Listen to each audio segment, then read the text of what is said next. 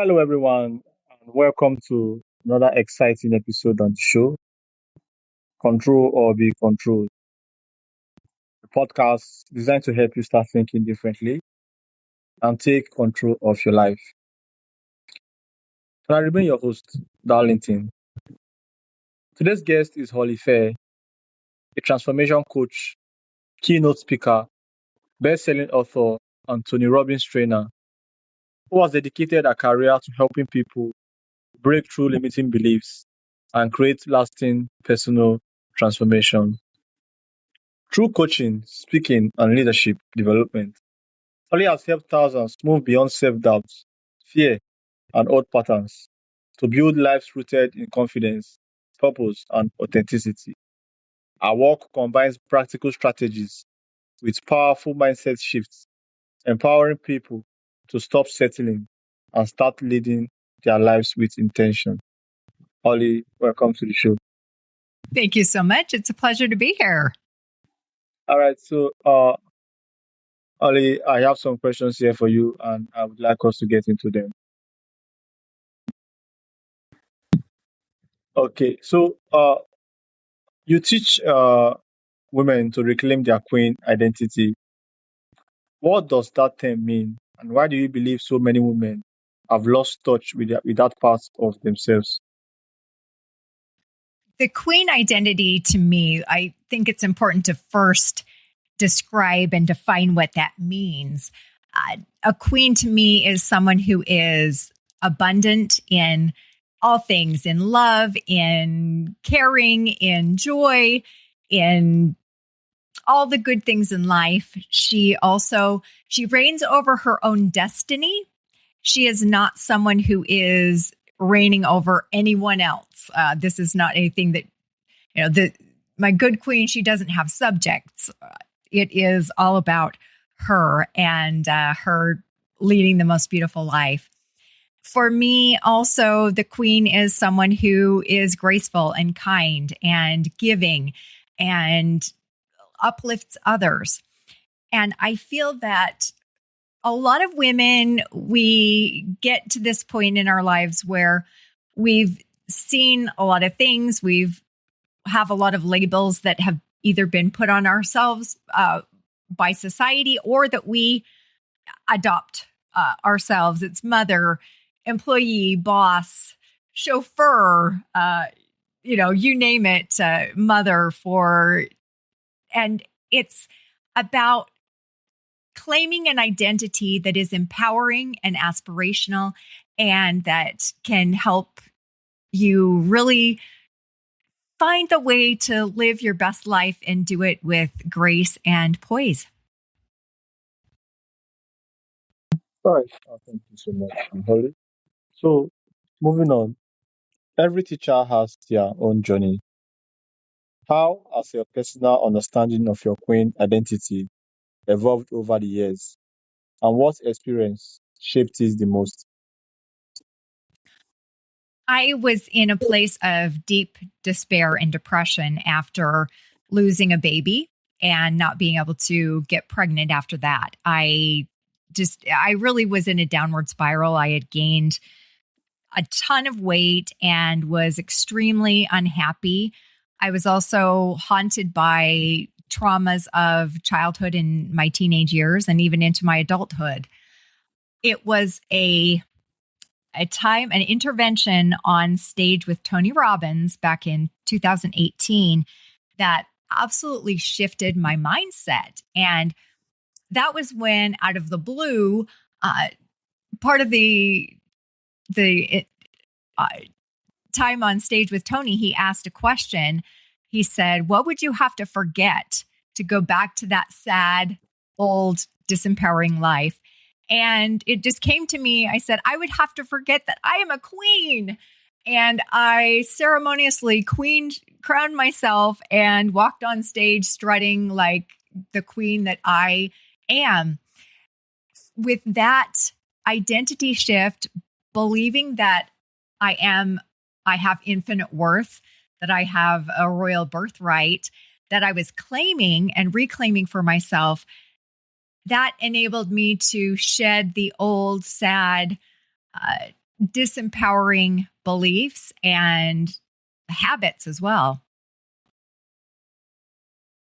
All right. So, for someone who has spent years putting everyone else first, what is one simple daily practice that can help them begin reclaiming their confidence and personal power?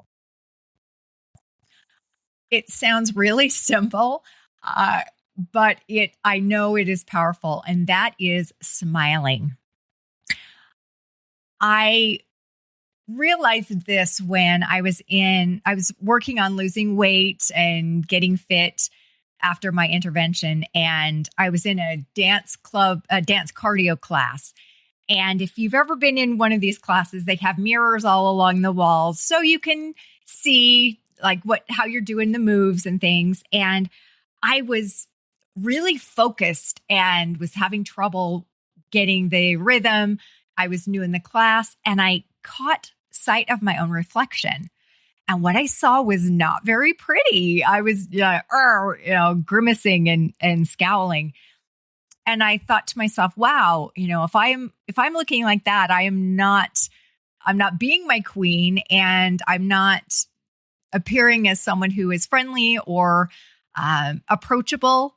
And that's totally not who I am. I'm a fun, vibrant person. And so I started to smile. And then I came up with the mantra, I smile through hard things. And now anytime I do anything difficult, whether it's maybe a hike or I'm doing a task that isn't so fun, I remember, okay, I smile through hard things. And the smiling has become second nature. I smile all the time. And it is beautiful to see how the world transforms and reacts when you are smiling.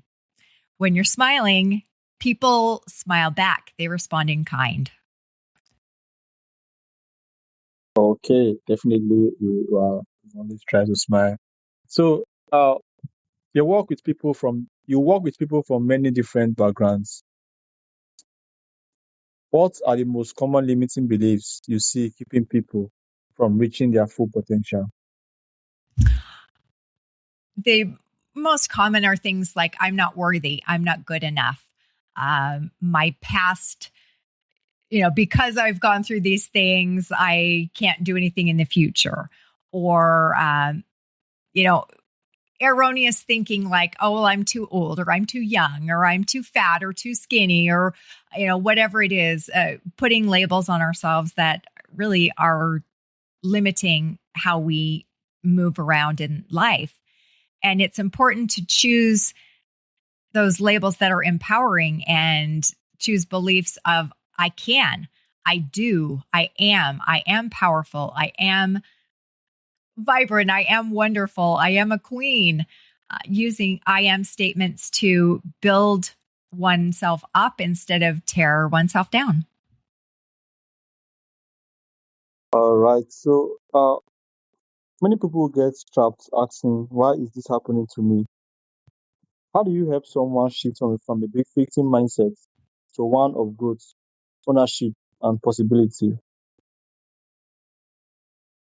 It is really easy to get in that victim mindset and blame everyone else but yourself. Now, some things happen that are totally out of our control, and that, I would never say someone asked for that to happen.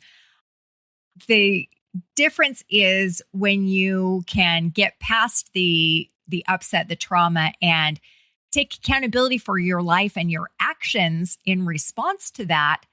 That is a game changer. Also, being at a point where you can step back and say, all right, what have I learned from this? It was a really sad, horrible experience, whatever it was. And I learned XYZ. I now, wow, say a person loses their job and it's the why me, why did I get let go? There were other people that should have been laid off before me, all of that, of seeing, okay, wow, what new opportunities do I have? And find what a blessing it was that that job came to an end and there are new opportunities out there.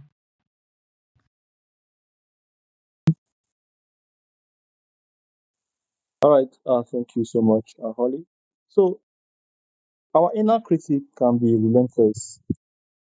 What are some practical ways people can quiet that negative voice and begin believing in themselves again? Seeing oneself, seeing your greatness. I know for me, I took inventory of the things that I'm good at, the things that I love, and the things that other people celebrate me for as well. Sometimes I know it's easy to get in the trap of really feeling like, gosh, I don't add anything to this world, especially when there's the depression or the trauma, the sadness.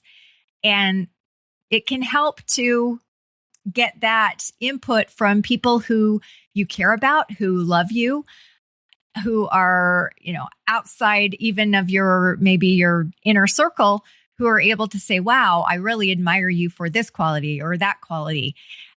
Compiling those and working on seeing those in yourself, and also adding to the list and feeling like, yes, I have worth. I contribute in this lifetime and in this world, and I matter. Okay, so many women carry invisible burdens like people pleasing, perfectionism, and burnout or self doubt. How can they begin laying those burdens down and step into healthier leadership of their own lives? Deciding what you want in life, I think, is key.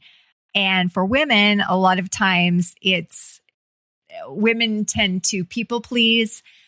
We do things for others. And also can sometimes take the back seat in the decision making and in being in the spotlight. It's all about deciding to take up space at the table, to use the voice that they've been given and speak up for good.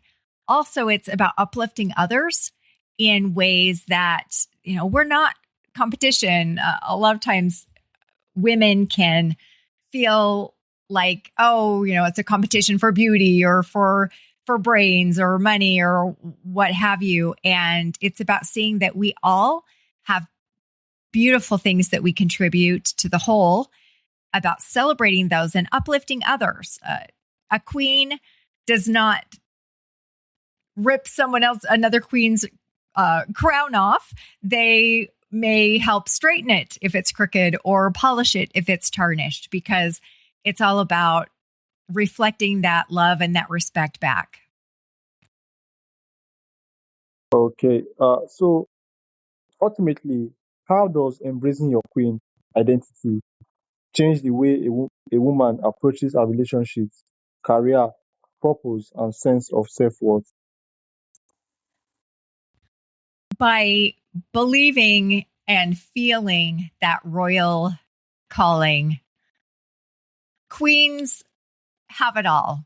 Queens have respect, they have poise, they have grace and love, loyalty.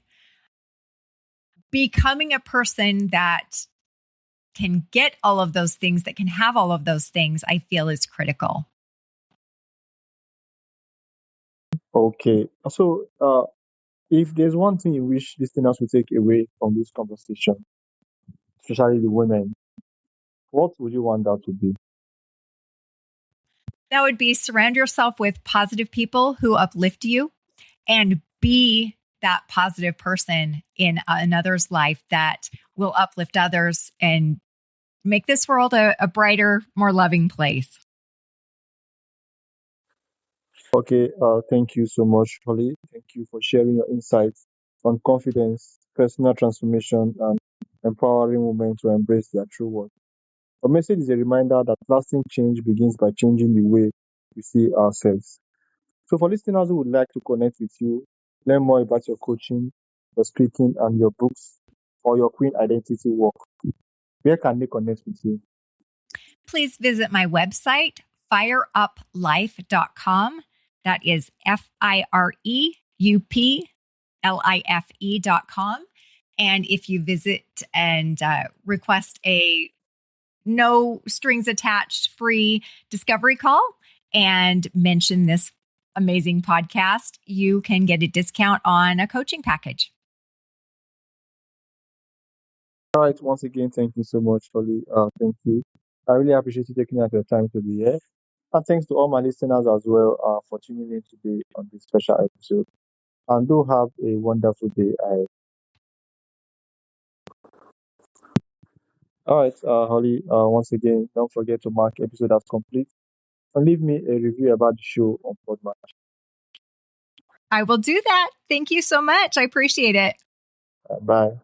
Take care. Bye-bye.